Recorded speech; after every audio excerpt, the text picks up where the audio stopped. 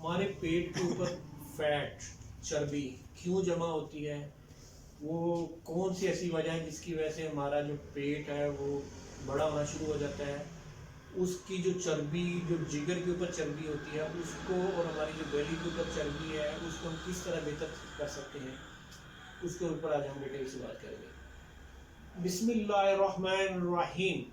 शुरू करते हैं अल्लाह के नाम से जो नहायत मेहरबान और रहम करने वाला है। मेरा नाम डॉक्टर उमैर है, मैं एक डॉक्टर फार्मासिस्ट हूँ। मेरे बहन भाइयों, उम्मीद करता हूँ आप जहाँ पे भी होंगे खैरियत से होंगे। आज हम जिस टॉपिक पे बात करेंगे कि हमारी जो बेली है वो क्यों बढ़ता है, हमारा पेट क्यों बढ़ता है, उसके ऊपर चर्बी क्यों जमा होती है, वो चर्बी होती क्या है, वो चर्बी जमा क्यों होती है, उसको हम किस तरह कम कर सकते हैं, किस तरह बेहतर कर सकते हैं और नॉर्मल रूटीन में हम अपनी ज़िंदगी कैसे गुजार सकते हैं, इसके ऊपर आज हम डिटेल से बात करेंगे। इसको कौन सी ऐसी चीज़ है जिसका इस्तेमाल करना है और कितनी देर उसका इस्तेमाल करना है और उसको हम किस तरह, किस वजह से ये होती है, ये सारी चीज़ें आज इसके ऊपर हम डिस्कस करेंगे। सबसे पहले तो हम देखते हैं कि ये फैट है क्या। जो चर्बी है, चर्बी क्या है, चर्बी हमारे पेट पे जमा क्यों होती है।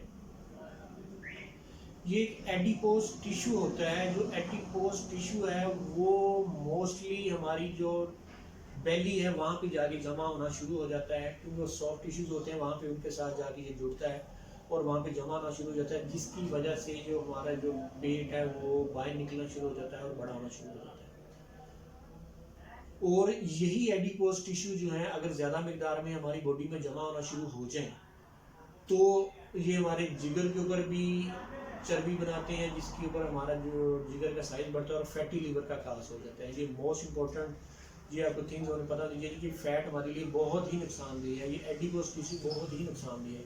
ये एडिपोज जो टिश्यू है ये आते कहाँ से, इसके ऊपर हम सबसे पहले देखते हैं। हम जो रूटीन में जो रोज़ाना की हम खुराक ले रहे होते हैं उसमें जो मैक्रोन्यूट्रिएंट्स, जो मेजर जो हम 3 चीज़ें हम ले रहे होते हैं उसमें कार्बोहाइड्रेट्स होती है, प्रोटीन्स होती है और फैट्स होती है। फैट क्या है, एडिपोज टिश्यू में कन्वर्ट होती है। अब ये जो कार्बोहाइड्रेट्स और प्रोटीन है ये तो हमारी बॉडी हम लेते हैं, हमारी बॉडी इसको यूटिलाइज कर लेती है, हम इसको एनर्जी के तौर पे इसका इस्तेमाल कर लेते हैं। लेकिन जो फैट है, एडिपोज टिश्यू है, इसको हमारी बॉडी यूटिलाइज नहीं कर पाती आम नॉर्मल रूटीन में। इसकी वजह से ये अगर एक्सेस क्वांटिटी में हम लेना शुरू कर देते हैं डेली बेस पे तो ये हमारी जो है बेली और उसके ऊपर ये जमा होना शुरू हो जाती है एडिपोज टिश्यू की शक्ल में। अब आपको समझ आई कि ये जितना भी हम एक्स्ट्रा खाना खाते हैं, इसलिए कहते हैं खाना उतनी मिकदार में नहीं जितनी आपके जिस्म को ज़रूरत हो। हमने जिंदा रहने के लिए खाना खाना है, हमने खाना खाने के लिए जिंदा नहीं रहना भाइयों। इसमें जो मेजर कंसेप्ट यही समझेगा, आपकी बॉडी को कितने कैलोरीज की रिक्वायरमेंट है वो अपनी बीएमए के हिसाब से अपनी कैलोरीज को डिसाइड है। इसके ऊपर मैंने डिफरेंट वीडियोस बनाई हुई हैं, उसके ऊपर जब आप सर्च करें कि आपको कितनी कैलोरीज की रिक्वायरमेंट है, उस कैलोरीज का आप सिलेक्ट करें, वो उससे ज़्यादा आप इनटेक ना करें। अगर हम उससे ज़्यादा कैलोरीज लेते हैं तो वो हमारी बॉडी में जमा होना शुरू हो जाती है। अगर हमारा पेट बढ़ना शुरू हो जाता है, हमारी एडिपोज जमा होना शुरू हो जाते हैं, तो उसमें है क्या, होता क्या हमारे लिए मसला, नुकसान क्या होता है। ये बेसिकली मेटाबॉलिक सिंड्रोम्स के तौर पे हमारी बॉडी में असर करना शुरू कर देती है। मेटाबॉलिक सिंड्रोम में सबसे पहले क्या होता है कि जब हमारा पेट बढ़ता है तो उससे हमारी जो इंसुलिन की रेजिस्टेंस है, जो हमारी बॉडी इंसुलिन प्रोड्यूस कर रही होती है, जो भी हमारे खाने को हजम करने में हमारी हेल्प करती है, हमारी ग्लूकोज को मेंटेन करने में हमारी बॉडी में हमारी हेल्प करती है, वो रेजिस्ट होना शुरू हो जाती है, वो कम होना शुरू हो जाती है, उसकी प्रोडक्शन कम हो जाती है, जिससे हमें ये खतरा लाभ होता है कि आने वाले कुछ टाइम में हमें शुगर टाइप 2 डायबिटीज होने के चांसेस बढ़ जाते हैं। क्योंकि अब अगर एक्स्ट्रा मिकदार में हम फैट लेते रहेंगे तो वो हमारी बॉडी में जमा होती जाएगी, जिसकी वजह से हमारा मोटापा होना शुरू हो जाएगा, उससे हमारी ये शुगर होने के चांसेस बहुत ज़्यादा बढ़ जाते हैं। अगले स्टेप पे क्या होता है कि हमारा कोलेस्ट्रॉल जो है वो हमारा बढ़ना शुरू हो जाता है। कोलेस्ट्रॉल में 2 चीज़ें होती हैं, एक होता है HDL हाई डेंसिटी लिपोप्रोटीन और एक होता है लो LDL लो डेंसिटी लिपोप्रोटीन। जो हाई डेंसिटी लिपोप्रोटीन होता है वो तो हमारे लिए फ़ायदेमंद होता है, वो हमारे खून की सर्कुलेशन में बेहतर करता है, हमारी खून की रवानगी उसको बेहतर करता है।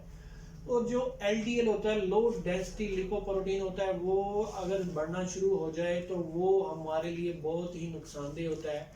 उसके बढ़ने से हमारा हार्ट अटैक के चांसेस बहुत ज़्यादा हो जाते हैं, क्योंकि वो हमारी खून की सर्कुलेशन को डिस्टर्ब करता है, उसमें खून को गाढ़ा बंद करता है और लोथड़े बनने के चांसेस हो जाते हैं। ये मेजर इम्पैक्ट हमारे ये मोटापा होने की वजह से होना शुरू हो जाते हैं। सबसे पहले तो हमें अपने वज़न को BMI के हिसाब से कैलकुलेट करना है। उसके ऊपर मैंने डिटेल से वीडियो बनाई है कि आपने BMI कैसे कैलकुलेट करना है। अपना BMI के हिसाब से अपने वज़न और हाइट के हिसाब से अपने कैलकुलेट करके आपको कितनी कैलोरीज चाहिए होती है वो आपने लेनी है। इसमें दो मेजर इम्पैक्ट होते हैं हमारी बॉडी में जो पैरामीटर्स कर रहे थे। एक होता था BMI, हमने अपने BMI को कंट्रोल में लाना है, और एक है BMR जो मोस्ट इम्पोर्टेंट है। अब ये BMR क्या है? ये है बेसिक मेटाबॉलिक रेट। ये बेसिक मेटाबॉलिक रेट एक प्रोसीजर होता है, प्रोसेस होता है कि जब हम रिलैक्स पीरियड्स में हैं, हम रिलैक्स फेज में हैं, हमने खाना खाया हुआ है, हम सारा दिन कोई मेजर एक्टिविटी हमने नहीं की, हम लेटे हुए हैं, हम रिलैक्स हैं, बैठे हुए हैं, हमने कोई एक्सरसाइज नहीं की, तो उस दौरान में हमारी बॉडी जो हमने खाना खाया हुआ है उसको कितना यूटिलाइज करती है हमारी कैलोरीज को। अगर तो जो बंदा जिनका ये BMR रेट ठीक है उसका, तो वो हम नॉर्मल रिलैक्स फेज में भी हमारी कैलोरीज की यूटिलाइजेशन हो रही होती है और हमारे जिस्म में जो एक्स्ट्रा फैट जमा होने के चांसेस बहुत कम हो जाते हैं। इसलिए बहुत सारे जो ऐसे लोग हैं वो खाना बहुत ज़्यादा खाते हैं लेकिन वो मोटे नहीं होते। उनकी मेजर रीज़न यही होती है कि उनका BMR रेट जो होता है प्रोसेस वो नॉर्मल होता है, कि वो उसका जो जितना भी वो खाना एक्सेस रूटीन में भी अगर खा रहे होते हैं तो वो उनका यूटिलाइज हो जाता है, उनका जो प्रोसेस है वो यूटिलाइज करके आगे बॉडी में ताकत में कन्वर्ट कर देता है। वो हमारे एडिपोज टिश्यू के तौर पे हमारे फैट की सूरत में हमारी बॉडी में जमा नहीं होता, क्योंकि जितने भी हमारा जो वजन, हमारा जो मोटापा है, वो हमारे अगर मसल स्ट्रॉन्ग होते हैं, मसल अगर हमारी बॉडी में ज़्यादा तो उसकी वजह से हमारा मोटापा नहीं होता। हमारा मोटापा जो एडिपोज टिश्यू की एक्सेस मकदार में हमारी बॉडी में जमा होने से, वो उसके अकोमोडेशन होने से वो होता है।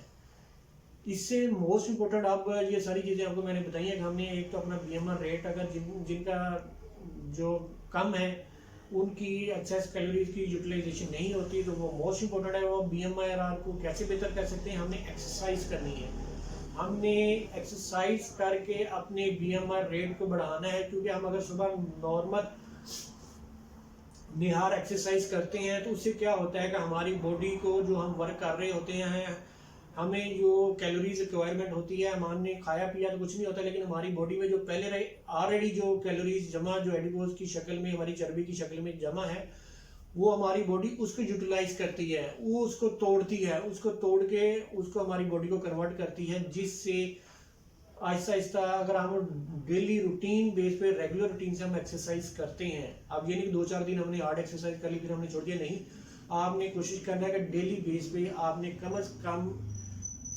10,000 जो कदम है आपने वो चलनी है। वो आप एकदम नहीं चल सकते, आप कोशिश करें, आपने 15 मिनट से स्टार्ट करना है, 15 मिनट से स्टार्ट करके आप इसको ग्रेजुअली ऐसा ऐसा इंक्रीज करें कि आप जो पर डे है 10,000 कदम मिनिमम आप चलें, जिससे आपकी जो BMR है वो मेटाबॉलिक रेट है वो आपका बेहतर होना शुरू हो, आपकी जो एक्स्ट्रा चर्बी है वो उसको यूटिलाइजेशन होना शुरू हो। अगर आपका BMR रेट ठीक हो तो आपका BMI ऑटो पे बेहतर होना शुरू हो जाएगा। ये दोनों एक दूसरे में आकर लिंक है। इसलिए इसको बेहतर करने के लिए आपने एक्स्ट्रा फैट नहीं लेनी, आपने मीठा इस्तेमाल नहीं करना, आपने जितनी भी चटपटी तली चिकनाई वाली चीज़ें आपने इस्तेमाल नहीं करनी, आपने भूख रख के खाना खाना है, आपने रात को सोने से पहले 2 घंटे पहले आपने खाना खाना है, खाना खाने के बाद आप चहलकदमी लाजमी करें, जो आपका खाना है वो जल्दी हजम हो जाए। अब इसको हम किस तरह बेहतर कर सकते हैं, वो कौन सी चीज़ है उसके ऊपर आपको मैं बताता हूँ। जो मोस्ट इम्पोर्टेंट है हमारी जो BMR को बेहतर करने के लिए, हम मेटाबॉलिक जो रेट है उसको बेहतर करने के लिए कॉफ़ी का इस्तेमाल हम रूटीन में अपनी ज़िंदगी में लाएं। और green tea, basically green tea में क्या है, एक तो कैफीन है और इसमें केचोचोन है। जो कैफीन है और कैल्सिनिन है वो इसमें जो मेजर है वो हमारी जो मेटाबॉलिज्म करती है फैट की, उसको डिस्ट्रॉय करके हमारी आगे की एनर्जी में कन्वर्ट करती है। मोस्ट इम्पोर्टेंट है आपने इसका, क्योंकि इसमें 0 कैलोरीज होती हैं, ग्रीन टी में 0 कैलोरीज हैं। ये हमारी शुगर आप इसमें ना डालें, आप इसको इस्तेमाल करें। ये इंशाल्लाह इसके रूटीन से इस्तेमाल से आपकी जो बेली फैट है वो काफ़ी हद तक बेहतर हो जाएगा। अगर आपकी फ़ैट ज़्यादा है तो आप इसमें माचा टी एक आती है, माचा टी, उसमें ये ग्रीन टी की मिकदार ज़्यादा होती है, आप उसका सुबह शाम आप उसकी टी 1 चम्मच माचा टी का पाउडर उसमें आप डाल के सुबह शाम इसका इस्तेमाल करें। इंशाल्लाह इसके इस्तेमाल से आपकी बेली फैट, आपकी जो है फैटी लिवर जो है वो आपका जो एक्सेस भी हमारा हो रहा होता है वो काफ़ी हद तक इंशाल्लाह इससे कंट्रोल में आ जाएगा। आप इसको 2-3 माह तक रूटीन से लें। लिक्विड 8 से 10 गिलास आप लिक्विड का इस्तेमाल लाजमी करें और जो चीज़ों जिससे मैंने मना किया है उससे आप रुकें।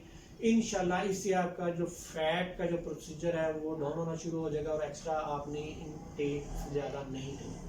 उम्मीद करता हूँ आपको स्टेप बाय स्टेप समझ आई होगी फैट है क्या, ये बनती कैसे है, ये जमा कैसे होती है और इसकी क्या काज हो सकते हैं, इसके क्या नुकसान हो सकते हैं और इसको हम किस तरह बेहतर कर सकते हैं।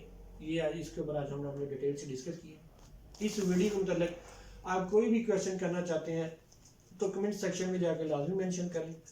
आने वाली इन्फॉर्मेटिव वीडियो तक आपसे इजाज़त चाहूँगा। अल्लाह हाफिज़।